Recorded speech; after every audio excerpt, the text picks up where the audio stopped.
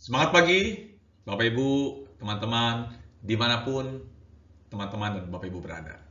Kali ini saya Deddy Budiman akan membahas tentang 3 konsep utama yang jadi fondasi dalam penelitian, yaitu ontologi, epistemologi, dan aksiologi.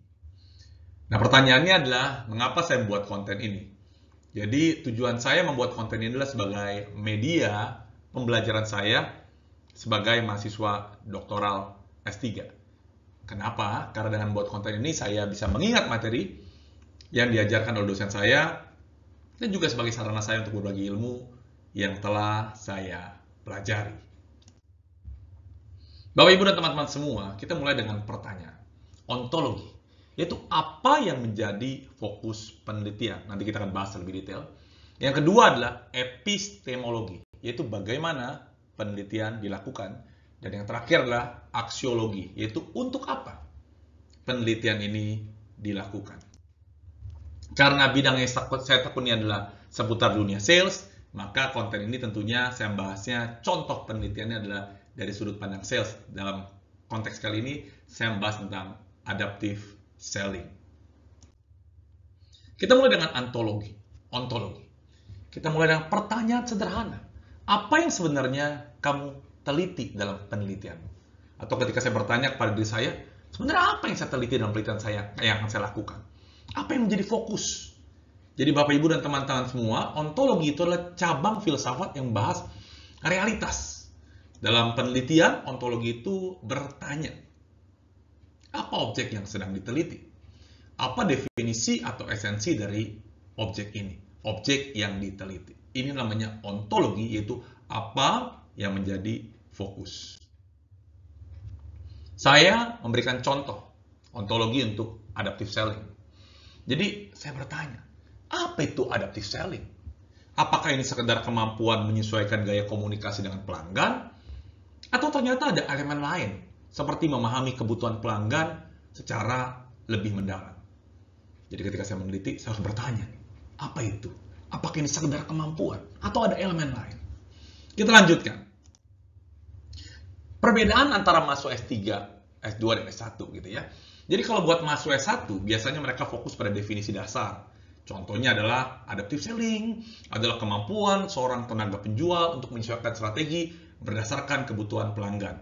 Sedangkan kalau mahasiswa S2 mungkin lebih dalam, mereka akan memperluas pertanyaan ontologinya. Apakah adaptive selling hanya tentang fleksibilitas, atau ini juga mencakup pengambilan keputusan yang strategis? Nah, sementara buat mahasiswa S3, seperti saya saat ini atau teman-teman yang sedang kuliah atau akan kuliah S3, kita tidak bisa berhenti di situ. Tapi kita harus bertanya lebih jauh, lebih dalam, apakah definisi adaptive selling ini masih relevan di era digital, di era AI? Bagaimana teknologi seperti AI mengubah konsep adaptive selling ini? Ini contoh perbandingannya, teman-teman sekalian ya. Nah, setelah tahu apa yang mau diteliti, pertanyaan berikutnya adalah bagaimana caranya kita mendapatkan pengetahuan itu. Disinilah kita masuk pada fase yang namanya epistemologi. Jadi Bapak Ibu dan teman-teman sekalian, epistemologi itu membahas cara memperoleh pengetahuan. Bagaimana cara kita mengumpulkan datanya, bagaimana menganalisisnya, dan mendapatkan kesimpulan. Jadi kita harus tahu bagaimana data dikumpulkan.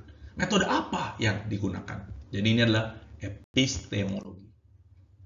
Misalnya dalam adaptive selling ya, kalau mahasiswa S1 mereka mungkin melakukan survei sederhana untuk tahu berapa banyak orang sales yang merasa mereka fleksibel saat berinteraksi dengan pelanggan. Sedangkan mahasiswa S2 mereka lebih mendalam. Apakah ada hubungan antara tingkat fleksibilitas dengan kepuasan pelanggan? Mereka mulai menggunakan analisis statistik seperti regresi. Apa hubungannya? Nah, lalu kalau S3 seperti apa ya?